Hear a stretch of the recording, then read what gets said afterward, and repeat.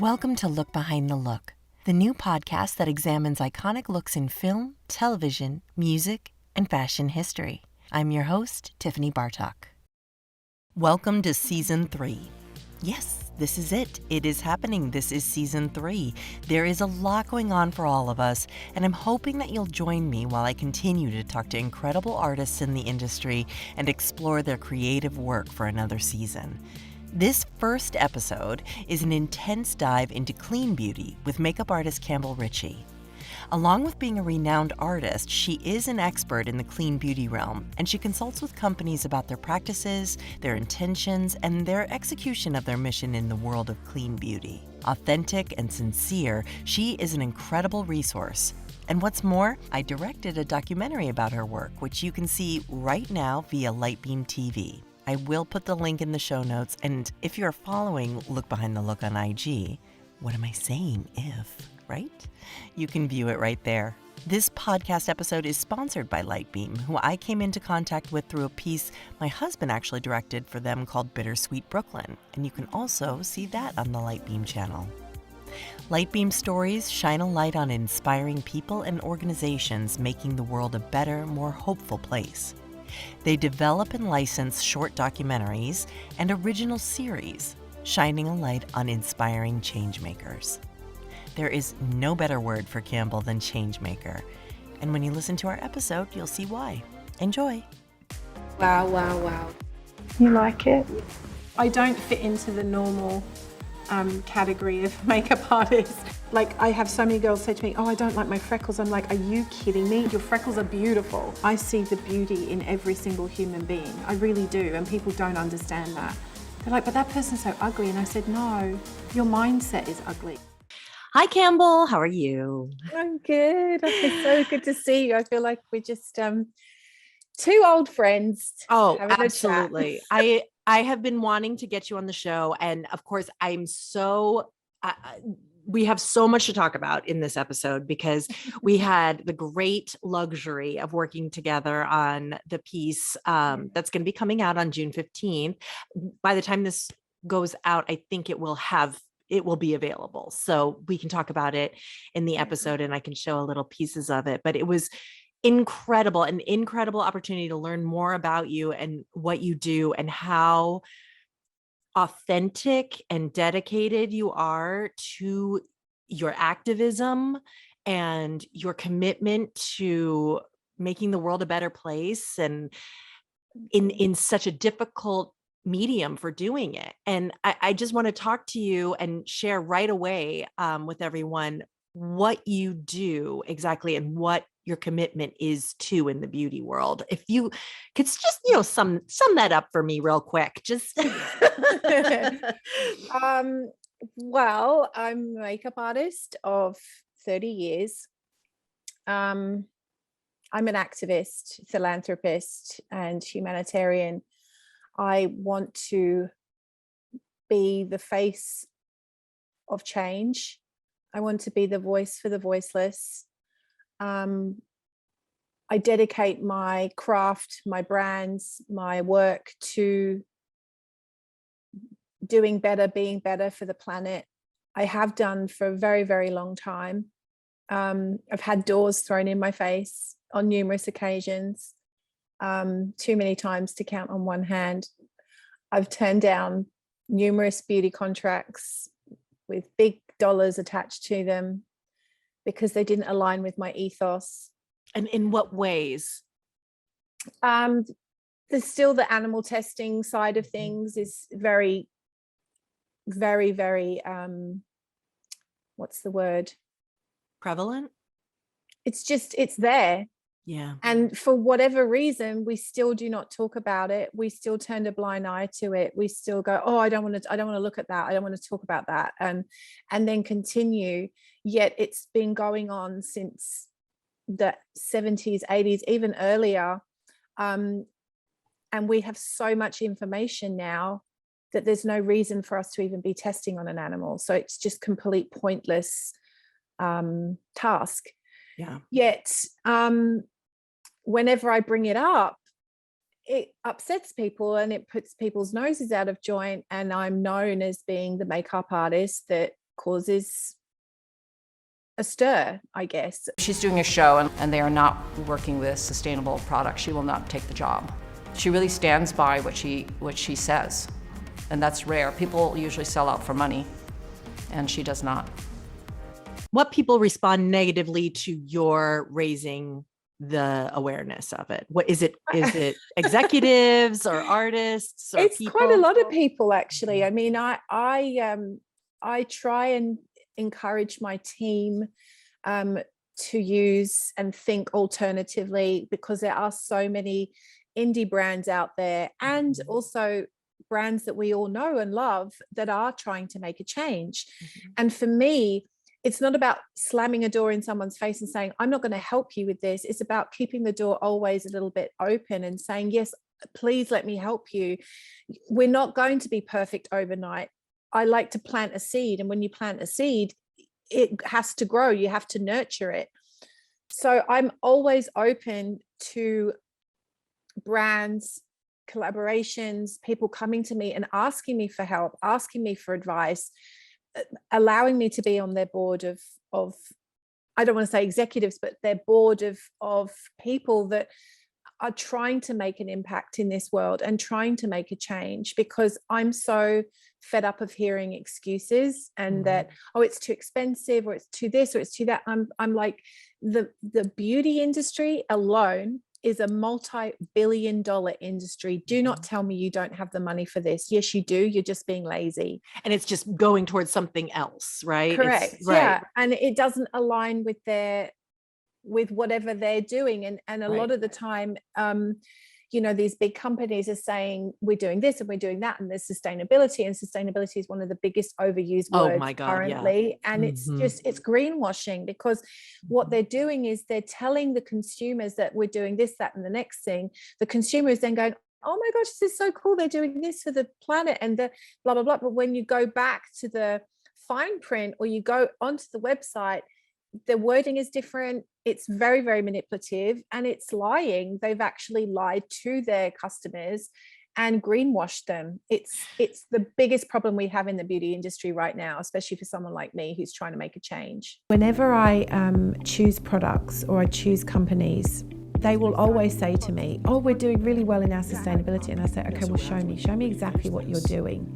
You keep the jar, you keep the lid, because this is glass and this is, recyclable plastic, but you keep this for a lifetime. When this is finished, you take that, you recycle it, you get another refill pod, and you pop it in. So let's specifically break down what greenwashing is, because we talk about it in the piece that we made with you, of course, and the founder of Hear Me Raw talks about it being a huge problem. So technically, is this greenwashing? How I always explain it is that, oh, you go into Sephora and you see the little leaves on the thing, and that means they're doing something towards the environment, but not as much as they could be doing necessarily. Correct. Right? Okay. Correct. Yeah. Okay. So they might be doing one or two things, and then they tout that. Okay. Yes. But one of the biggest things that you might notice is the leaf thing that says something on the lines of it's the sustainability project. Yes. If you actually look at the word, it says sustainability project. It doesn't mean that it's sustainable. It's part of a project trying to become more sustainable. Wow. So already a consumer is picking that product up and going, oh my God, it's got that little thing on it. It means sustainable. It means it's good. Yes. Okay. That's and really I clear. Understand. I get it. I get that we are all trying to make changes. Sure. The majority of people are trying to make changes. But I've worked with businesses and brands and companies long enough to know how these guys work. And it's very, very manipulative, and it's not very clear. And they're pushing things under the carpet a lot of the time. We're killing people through toxic products and cancer-causing products. I don't know whether I can say the word of the company that have been sued multiple times for a specific baby product. I think we know it rhymes with onsen and onsen. Yes. So, I mean, I'm just a one person. I don't think they can really do anything to me, but I don't care. It's Johnson & Johnson's baby powder. Right. And the document series follows these people that Sorry, products. Campbell, it's called Not So Pretty on Not HBO So Max. Pretty. Yes. Sometimes all these products may do things to us that are not so pretty. One day, my hair started coming out in clumps. I have delayed speech. He had no sperm. You see her hands, the skin coming off. I felt pains in my abdomen. I'm scared. I actively encourage every single person to watch this show, to tell everyone about this show, and to really, really research the ingredients and the products that they're putting not only in their body, but on their skin. Yes. Because our skin is the biggest organ, and we are continuously putting products into our skin. Now, I had skin cancer probably about 6 years ago was my last bout of skin cancer, and it was on my face.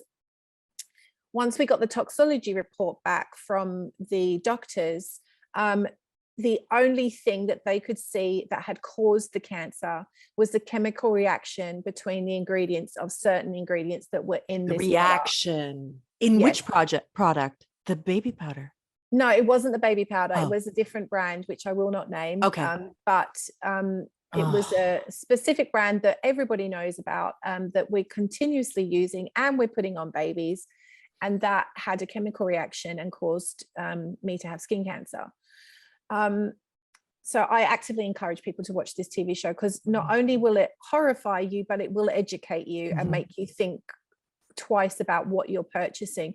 Now, it's not about a scare mongering for me. It's about education. It's about helping people understand what you're doing to your body, but not only are you doing it to your body, you're then transferring it to a child. If you were to have a baby, you're then it's coming down from, we were told growing up, oh, it's hereditary. You've got cancer in your family. It's hereditary. It's actually not hereditary. What's happened is your grandparents were sitting in the sun doing whatever, using these products, and then that transferred into my mother, and then transferred from my mother into me. So I already had the cancer genes in my body. We all born with the cancer genes in our body. It's just whether they're activated or not. So the way things into your blood. Correct. The Okay. only way that things are activated is by not eating well, using bad ingredients, toxic things like aluminum pans. We all cook with aluminum pans. We all put aluminum deodorant underneath our armpits, which is one of our biggest glands, which is directly going into our blood system. So I've studied all of these things because I've had numerous cancers.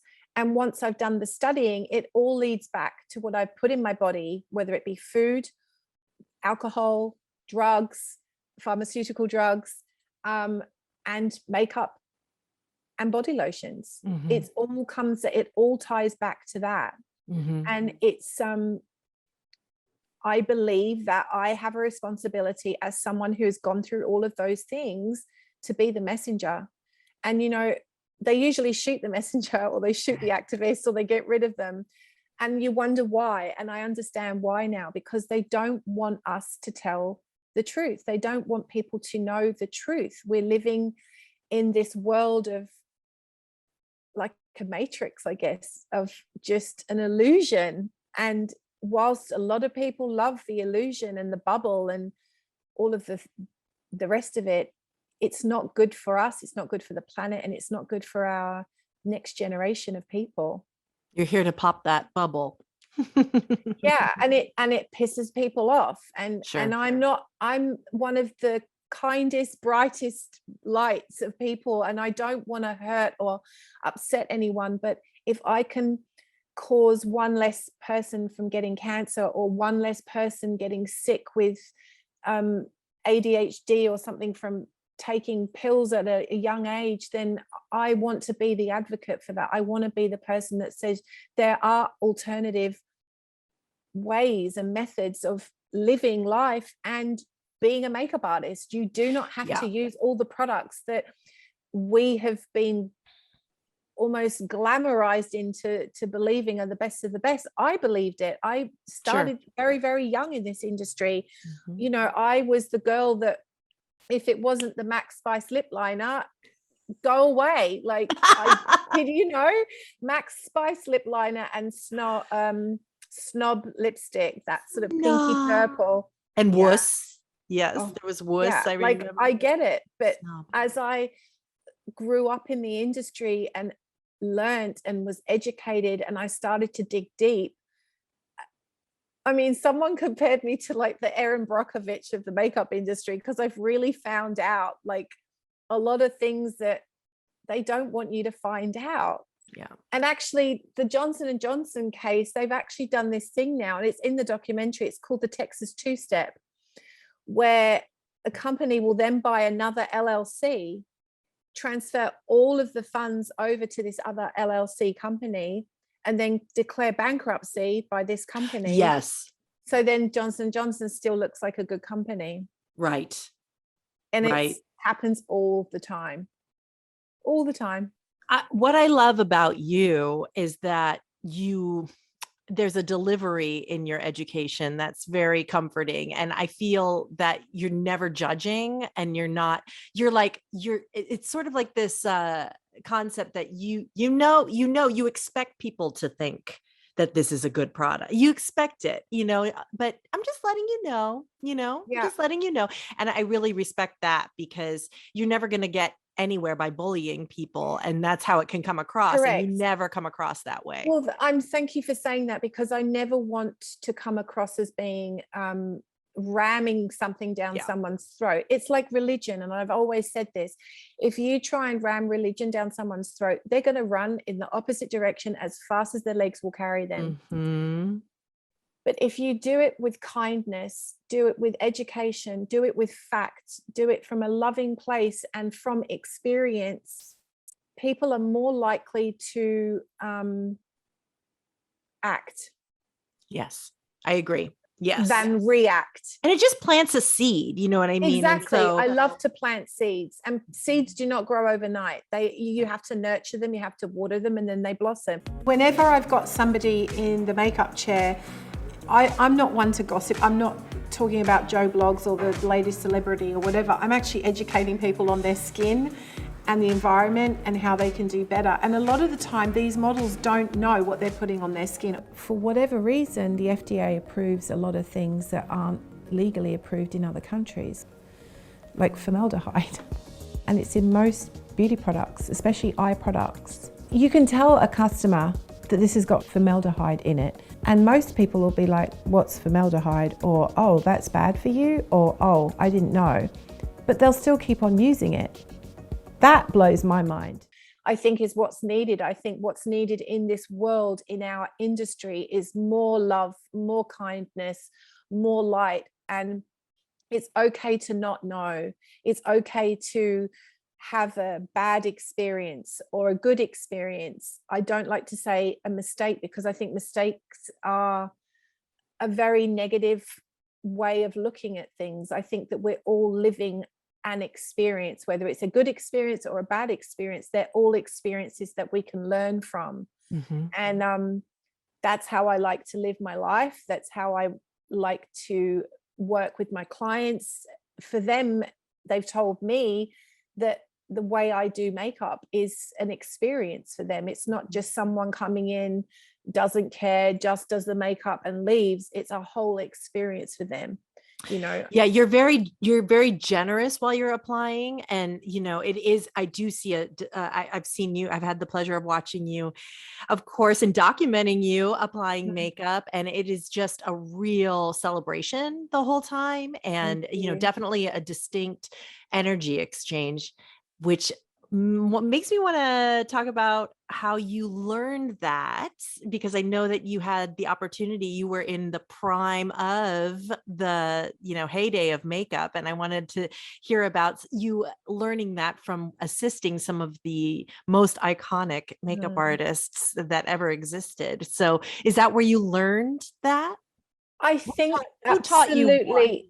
I think absolutely. I've learned every aspect of my career and the way I apply and the way I behave on set has absolutely come from my mentors. I still call them my mentors today.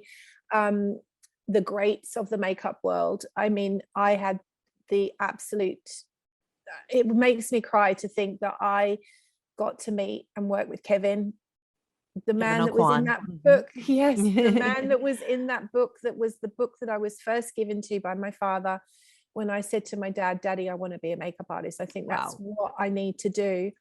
And he said, well, we know nothing, so we need to get a really good book. And the book that my dad got me was Kevin Aquan's book. And there was his little photo in the back of the book. And I said, I'm going to marry him. He's really handsome. And I didn't know how I was going to ever meet him. I didn't know how that was ever going to happen, but I truly believed. And then, you know, obviously I met Francois. Francois was one of Francois the Nars. Francois Nars. Sorry, I always say their first name. Of course, yeah. Sounds so bougie. I don't mean to sound bougie. No, I'm just telling you. Yeah, you know, some of so the kids, some of the kids need a refresher. Yeah. Well, actually, I would really encourage, with the names that I do say, that you, if you're a new artist or you're thinking of joining the industry, the biggest piece of gold I can give you right now is to study the names that I've said. Yes. Study their work.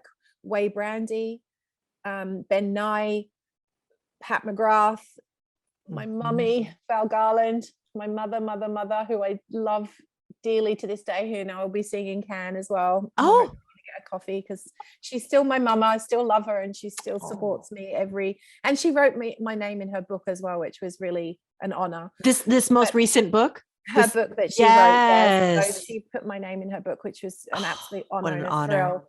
But, you know, Lisa Eldridge, like Lisa, who you've had on the show, she's just absolute darling. Like all these books are really, really important to study because I think that knowledge is power.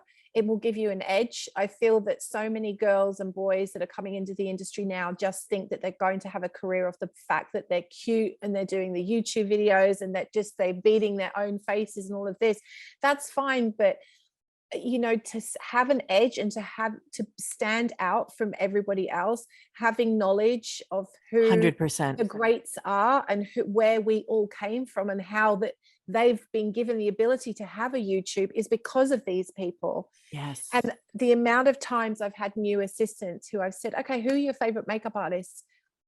And I don't know one single person. Yeah. And then you go, oh, wait, am I out of touch? But we're not, because, but we're missing this bridge of really telling people where the person they admire came from, you know? Exactly right. And that is so important, because to not know the references on set is exactly a real disadvantage. Yeah. I actually said to someone once, I said, oh, that reference is one of my favorite references. I said, do you know who that is? And they're like, no.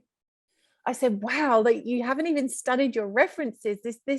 This blows my mind. Yeah. Like I was saying this in my head. I would never say that out aloud, but of course. I said, you didn't study your references. But then in my mind, I'm thinking, wow, you do not even know where your references have come from. Yeah. That bothers me. That worries me actually for our industry. But going back to what I was saying with Francois and Kevin, when I saw Kevin's photo, I remember saying to Francois, I said, well, I'm going to marry this guy. And he said, oh, but no. But no. And I said, but why? He said, because he's gay. And I said, and I think I was 17, 18 at the time. I said, but I'm gay too. I'm happy. Like, because I referenced the word gay as being happy, because that's how they said it in the children's books that I grew up reading, where you were gay and happy. That meant you were happy. So he said, no, but he likes boys. He likes men. And I said, so do I. And he didn't, he's like, sweetie, it's never going to happen. But anyway, I met Kevin. I told him that the reason I became a makeup artist is because I was in love with you and I thought I was going to marry you. He thought it was hilarious. Of course. Yeah. Some people see generosity in this industry as a sign of weakness. They really do, you know, and I don't know how to get it through people's head that it works, like kindness, generosity, these is the key. Things you take for granted are how you stay and how you have longevity and support through all the ups and downs. It just does not benefit you to be mean. No, not at all. And honestly, to be honest, I don't think Kevin would have had any of us around if we were rude or mean. I mean, he didn't have time for that. And also, it's very important for people to read a room. Like as an assistant, if I had said, this is an Australian saying, but if I'd said boo to a goose, I would have been thrown out of the room. Like if I had said, what time's my lunch break, or what time do we wrap, or how much am I getting paid? If I had mentioned any of those words out of my mouth, I would never have been asked back. Now, I do not disagree with that. Everybody needs to be paid and they need to do this, they need to do that. Of course. But if that's the first thing that's on your mind when you come into a creative situation as a makeup artist, as a hairdresser, as talent, or whatever it is that your art is, if you're coming in asking how much am I getting paid, then you're in the wrong job, you're in the wrong industry. Because yes, you can make a lot of money, yes, it is a very beneficial world that we live in, very rewarding, but that comes from almost 20 years of working my ass off as an assistant, as someone who researched everything, as someone who went to every single magazine, went to every single beauty editor, telling them, you guys, do you realize what the beauty industry is doing to the animals, and getting doors thrown in my face. You know, I wanted to give up so many times.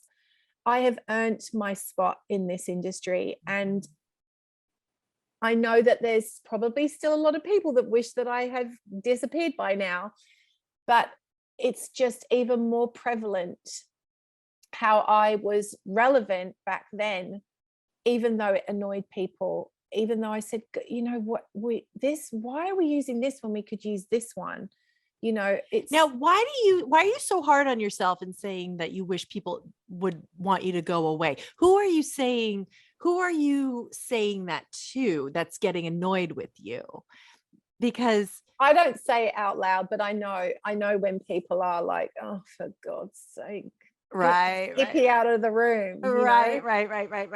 And they'll do it like through a false smile and like teeth, like gritted teeth. Thanks for the note. There are some people that still do that. You know, I'm going to say the majority of people now are very, very warmed to me, and they do understand.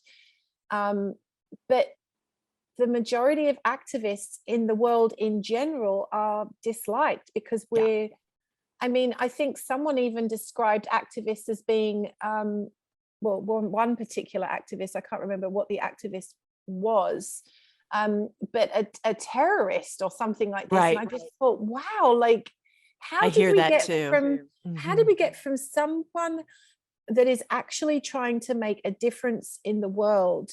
And don't get me wrong, the planet is going to survive without us. Right. It really will. Mother Nature has survived before us, and she will survive after us. What I'm concerned about is we're wiping out humanity. We're getting rid of humanness. And we're also wiping out humanity because the agricultural thing is so vast. We're making people sicker. We're creating more disease. I mean, look what we just had. We've lost so many people through disease, which they believe was started in a wet market in China. That's also, I think, also maybe a conspiracy theory as well. They're still not sure whether it did start there or started in a lab, but ultimately we're making people sicker.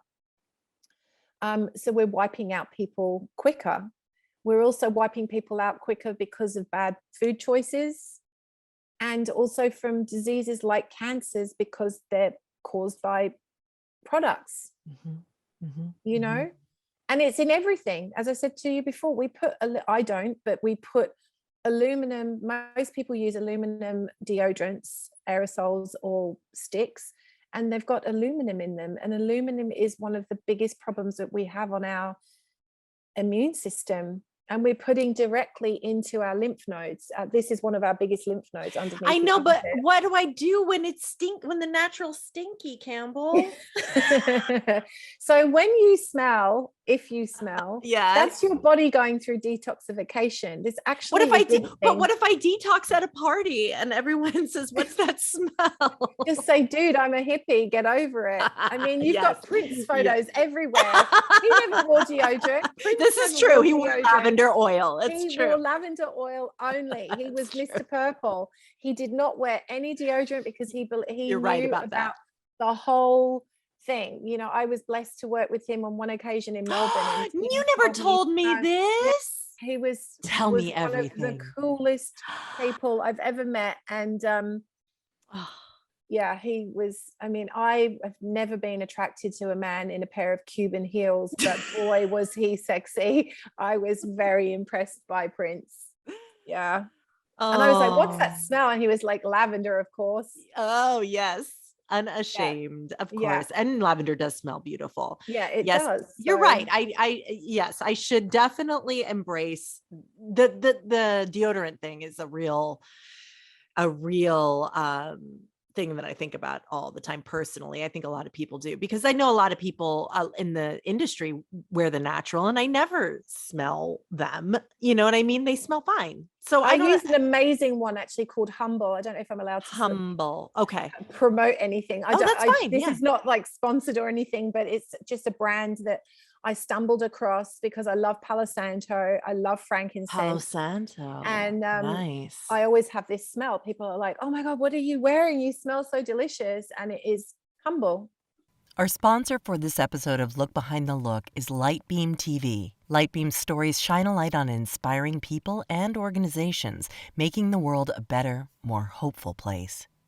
They develop and license short documentaries and original series, shining a light on inspiring changemakers. I was thrilled to work with them on a documentary piece with my guest Campbell Ritchie in cooperation with Hear Me Raw Beauty, because I had been searching for a platform that shared the same mindset and values that Campbell did, and one that worked with brands like Hear Me Raw to amplify the voices of advocates like Campbell in the beauty space. Go to lightbeam.tv to watch our piece Campbell Ritchie No Compromise and other inspiring films right after this episode.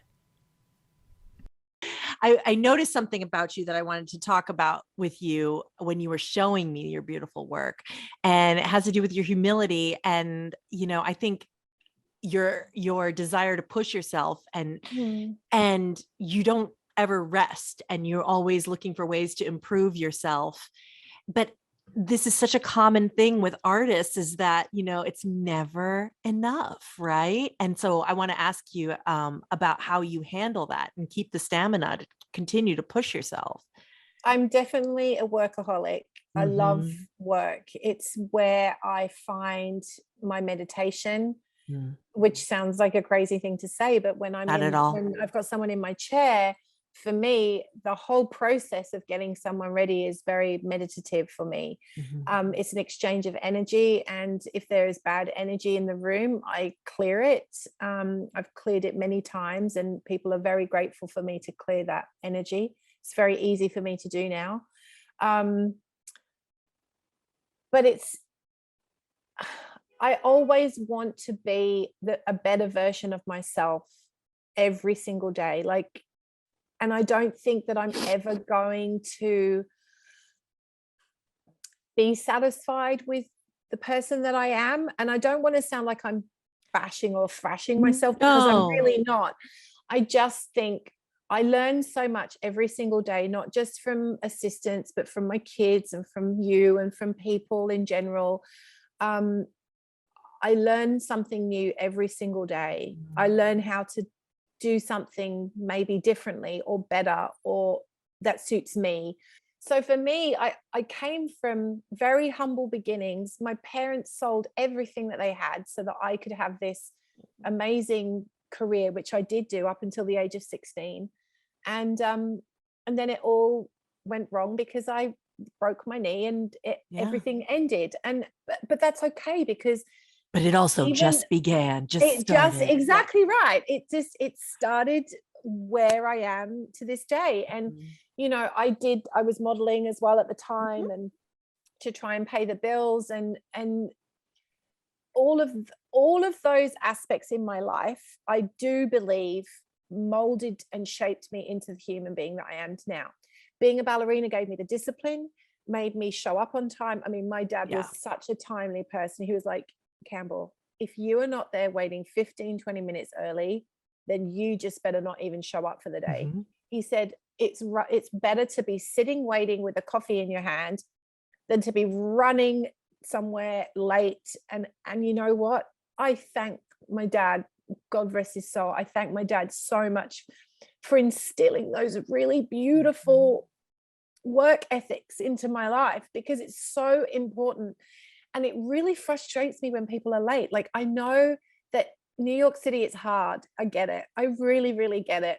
But for me, I would rather show up an hour early and do my meditation on set whilst waiting, or on the street waiting for the studio to open, than to be late. And I am known for my timeliness. Like, I am known for my timeliness. So if I'm ever late, they're like, oh my God, what happened? You know? Yeah.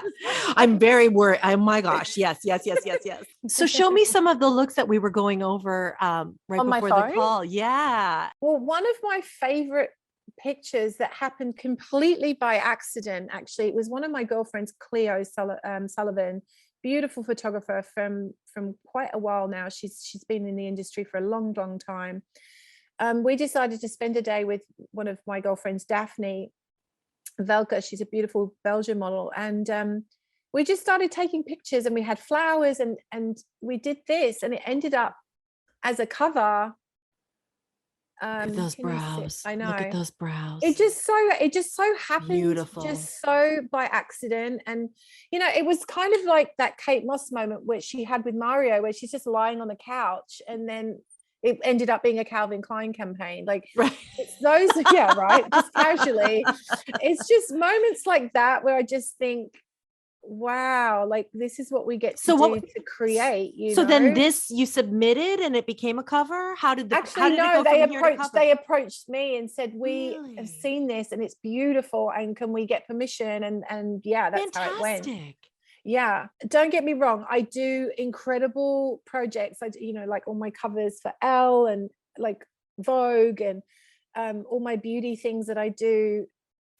Some of my favorite images are beauty images that I've done, and they're fun. And then my red carpets at Cannes, like I'm about to go back to Cannes, and my girls on the Cannes red carpets. That I love doing all of this.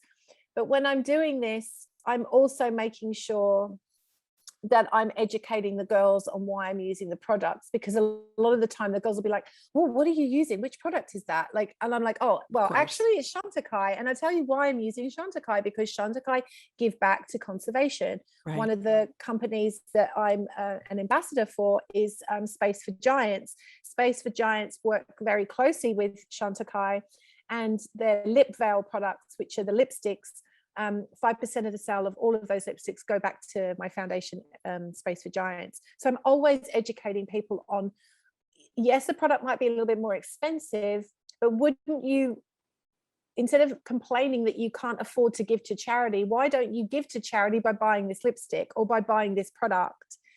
That to me is a good way of educating consumers. Of course. This is probably one of my most favorite shots I've ever done.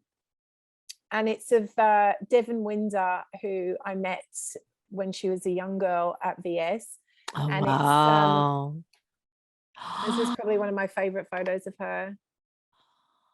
So tell me about the brows there. So I bleached her brows, because I love to bleach her brows. And Devon loves it when I bleach her brows, because she knows she knows I'm always going to bleach her brows back. But then I did like a black eye, but then I did like a white eyeliner. And then I did black underneath. And actually, it's almost like Kate Mossy vibes, I feel. Beautiful. It's like Mossy vibes, totally. Yeah. And then tell me about the shoot for W with Nyan. Oh my God, yeah, Nyan Fish, who is just like my Asian mother, who I absolutely adore. she's a warrior, guru, Buddha. Like, she's just this incredible human who I get to call my family. And yeah, she asked me. I mean, she could have asked anybody to do her makeup, and she asked me, which was really, really a very proud moment. Yeah. What else is there to say about Nyan Fish other than she's fantastic?